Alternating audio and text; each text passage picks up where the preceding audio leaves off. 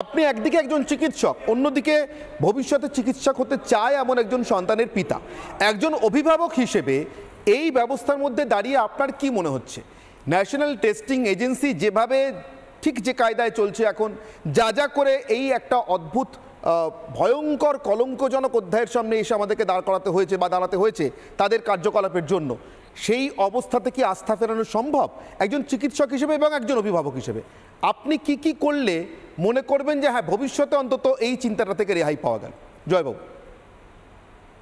আচ্ছা, প্রথমে একটা সংশোধন করতে চাই, আমি চিকিৎসক নই, আমি প্রশাসক হসপিটালে। আর সেকেন্ড, আপনি যে বলছেন যে এনটিএ থেকে কি পরিবর্তন, কিন্তু দেখুন, এনটিএ হোক বা যে এজেন্সি হোক, সেটা একটা রান করছে একটা অ্যাডমিনিস্ট্রেশন, একটা কমপ্লিট ইনফ্রাস্ট্রাকচার। তো সেইটার ভেতরে যদি কোনোভাবে কিছু গলত কাজ শুরু হয়ে থাকে, সেটাকে চেঞ্জ করতে পারে একমাত্র সিস্টেম। কিন্তু আমি লাস্ট 30-40 মিনিট ধরে শুনছি আপনার এই আসরে বিভিন্ন রাজনৈতিক নেতারা এটাকে যেভাবে একটা রাজনৈতিক স্তরে নিয়ে গেছেন, যেভাবে ঝগড়া করছেন, তাতে আমার মনে হয় না কারুর যে খুব একটা ইন্টারেস্ট আছে যারা এই পুরো ইস্যুর জন্য সাফার করছে তাদের জন্যে। তারা বেশি ইন্টারেস্টেড, তারা অন্যজনকে কিভাবে ছোট দেখাবেন আর ছোট দেখিয়ে তাদের নিজেদের পজিশনটা ঠিক রাখবেন। আর দুর্ভাগ্যবশত এরকমই কিছু লোকের হাতে আছে আজকের এনটিএ হোক বা যে কোনো এই ধরনের বডি চালানোর ক্ষমতা। কিন্তু এই ধরনের মানসিকতা যতদিন না চেঞ্জ হবে, আমার মনে হয় না কোনো কিছু চেঞ্জ হতে পারে। বেশ, আমি আমি আমি জয়বাবু, আপনার কথার সূত্র ধরে আমি একটা জিনিস সবাইকেই শোনাবো, শুধু আপনাকে না, সবাইকে শোনাবো। এদেশের সরকার এই মুহূর্তে যে ভূমিকা নিয়েছেন এনটিএর পরিচালনার পদ্ধতি সম্পর্কে, সুপ্রিম কোর্টে গিয়ে তাদের যে অবস্থান, তার পরিপ্রেক্ষিতে দেশের শিক্ষামন্ত্রী ধর্মেন্দ্র প্রধানকে গতকাল রিপাবলিক নেটওয়ার্কের চিফ এডিটর অর্ণব গোস্বামী একটি প্রশ্ন করেছেন, নির্দিষ্ট একটি প্রশ্ন, তার নির্দিষ্ট উত্তর, সব মিলিয়ে 40-45 সেকেন্ডের বিষয়।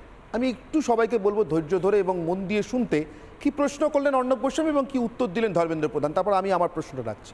প্রশ্নোত্তর। क्या आप सुप्रीम कोर्ट के फैसले के लिए वेट करेंगे? 8 तारीख को सुप्रीम कोर्ट का फैसला है, 8 तारीख तक सरकार रुके, तब तक काउंसलिंग हो जाएगी, कॉलेजेस अलॉट हो जाएंगे। और जितने छात्र हैं जो कह रहे हैं कि हमें इस बार जस्टिस नहीं मिली है ना, उनका क्या होगा? देखिए अर्णब जी, चीज़ों को धैर्य के साथ सामना करना पड़ेगा। सरकार सभी के लिए है, पक्ष हो विपक्ष हो, सभी को सुनना ही सबसे बड़ा बात होती है। और आजकल विद्यार्थियों के मन की स्थिति को मैं एक पेरेंट्स के नाते भी समझता हूँ। मैं आज शिक्षा विभाग की दायित्व में हूँ, मेरा दायित्व है सभी पक्षों को सुनना, न्यायोचित जो उचित होगा, जो न्याय संगत होगा, उसी को करना, और उसके ऊपर कोर्ट का भी एक नज़र है। আমি অঙ্কন সরাসরি আপনার কাছে আসছি, নিশ্চয়ই মন দিয়ে শুনেছেন আপনারা সবাই, অঙ্কন খেয়াল করে শুনুন। 8 তারিখ পর্যন্ত কি ঘটে যাবে অর্ণব গোস্বামী বললেন, কাউন্সেলিং হয়ে যাবে, কলেজ অ্যালটমেন্টস হয়ে যাবে, সরকার সুপ্রিম কোর্টের উপর নির্ভর করছে। খুব ভালো, একদিক থেকে ভীষণ ভালো, সাংবিধানিক একটা আস্থা বা বিশ্বাস সরকার রাখছে সর্বোচ্চ সংস্থার উপরে, আদালত। কিন্তু আদালত তো দেশ চালাচ্ছে না বা চালাবেও না, আমরা সেটা নিশ্চয়ই আশা করি না। দুর্নীতির তদন্ত এবং তার বাকি বিষয়টা আদালত দেখবে, কিন্তু সরকার যা করতে পারে, এই মুহূর্তে এনটিএর দায়িত্বে যিনি ছিলেন তাকে সরিয়ে দিতে পারে, 1। 2, নিজের মতো করে তদন্তকারী কোনো সংস্থাকে যদি নিয়োগ করতে নাও চায়, সরকার নিজে একটা প্রপোজাল দিতে পারে সিট তৈরি করে, এই ঘটনার তদন্ত কারা করলে সরকার ঠিক তদন্ত হবে বলে মনে করছে, অথবা নিজেও বিচার বিভাগীয় তদন্ত রাখতে পারে, গোটা তদন্ত প্রক্রিয়াটাকে সমস্ত প্রশ্নের ঊর্ধ্বে রাখবার জন্য এই দেবশঙ্করের মতো অথবা জয়বাবুদের মতো পরীক্ষার্থী বা অভিভাবকদের আস্থা ফিরে পাওয়ার জন্য, সরকারের প্রতি নয়, সিস্টেম ব্যবস্থার প্রতি। নরেন্দ্র মোদীর সরকার আসার আগেও ব্যবস্থাটা ছিল, নরেন্দ্র মোদী সরকার চলে যাওয়ার পরেও ব্যবস্থাটা থাকবে। অঙ্কন, ব্যবস্থাটা কিন্তু খুব জরুরি, চিকিৎসক তৈরি করার, আইনজীবী তৈরি করার, অধ্যাপক তৈরি করার ব্যবস্থা। অঙ্কন, যে কোনো ব্যবস্থাতেই স্বচ্ছতা প্রয়োজন। সে আইনজীবী, চিকিৎসক, ডাক্তার, শিক্ষক নির্বিশেষে গ্রুপ ডি স্টাফ পর্যন্ত সবটা একটি দেশ পরিচালনার অংশ। সবাই মিলে আজকে দেশটাকে চালিয়ে রেখেছে, দেশটাকে ধরে রেখেছে। সেই জায়গাতে দাঁড়িয়ে আমার সরকার, আমি তো বারবার করে বলছি, সহমর্মিতার সাথে পড়ুয়াদের বিষয়গুলিকে দেখছে। পড়ুয়াদের স্বার্থ সুরক্ষার প্রশ্নে আমরা আপোষহীনভাবে রয়েছি। কোনো আপোষ করতে রাজি নই। এবং আপনি বলছেন তদন্ত, তদন্ত যে কোনো আদালতের উপরে তো আমরা নিজেদের মনে করতে পারি না এখানে। তো আদালত যদি মনে করে যে আমরা আদালতের পর্যবেক্ষণে তদন্ত চাই, আমরা সেটাকে স্বাগত জানাবো।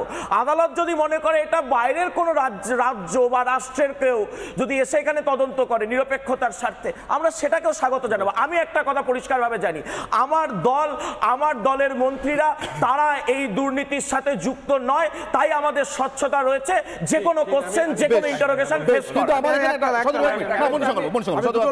আমি দুটো প্রস্তাব দেব। একটা কথা হচ্ছে যে এই ছেলেগুলোকে তো আরো তো পড়াশোনা করতে হয় পরীক্ষা দেওয়ার জন্য।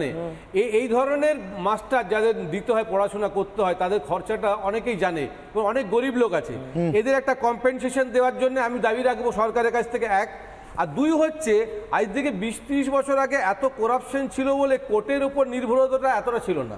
এখন মানুষ সব কিছু আদালতের উপরে নির্ভর হয়ে পড়েছে, কিন্তু আদালতেরও স্বচ্ছতা সম্পর্কে কোনো জায়গায় অনেক প্রশ্ন আসে ডিলের জন্যে। আমি বলছি ডিলে বিচার প্রক্রিয়ার জন্য অনেক সময় করাপশনকে করতে একটা ইন্টেলিজেন্স দেয়, ফলে লোকে জানে যে করাপশন করলেও কিচ্ছু হবে না, আদালতের বিচারটা এতটা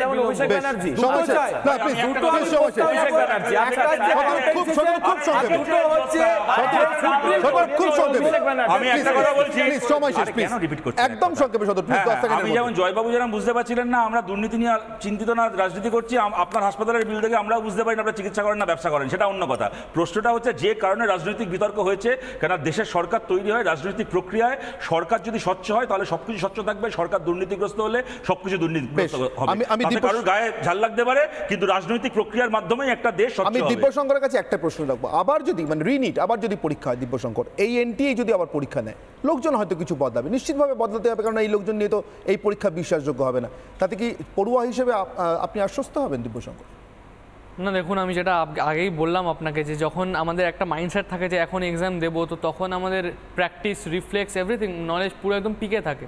তারপরে আবার যখন শোনা হয় যে রিনিট হবে, দেখুন যারা 650, 660 পেয়েছে আর অলরেডি কাউন্সিলিং স্টার্ট হয়ে যাচ্ছে 6 জুলাই, মানে সুপ্রিম কোর্টের রায় আসার আগে। তো সেই অবস্থায় তাদের যদি কাউন্সিলিং বন্ধ হয়, মানে স্টুডেন্টরা খুবই বাজেভাবে ধাক্কা পাবে। ঠিক।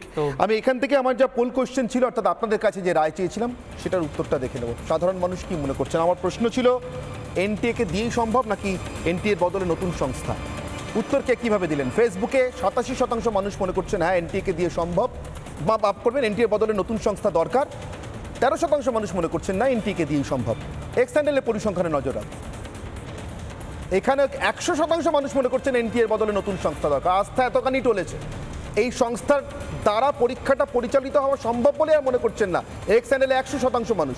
ইউটিউবের পরিসংখ্যানে নজর রাখবো, 1 ঘন্টায় 11,000 মানুষ রায় জানিয়েছেন, তার মধ্যে 91% মনে করছেন এনটিএর বদলে নতুন সংস্থা দরকার, না মনে করছেন 9% মানুষ। যদি এই জনমতের বিন্দুমাত্র দাম দেশের সরকারের কাছে থাকে, তাহলে আমি বলবো খোল নলছে বদলানোর জন্য। এনটিএ রাখবেন, নাকে রাখবেন না, লোক বদলাবেন, ব্যবস্থা বদলাবেন, কিভাবে বদলাবেন সেটা আপনাদের বিষয়, কিন্তু মানুষের আস্থা ফিরে পেতে পারেন এমনভাবে ব্যবস্থা বদলান, না হলে মানুষের রায় কিন্তু অন্য কথা।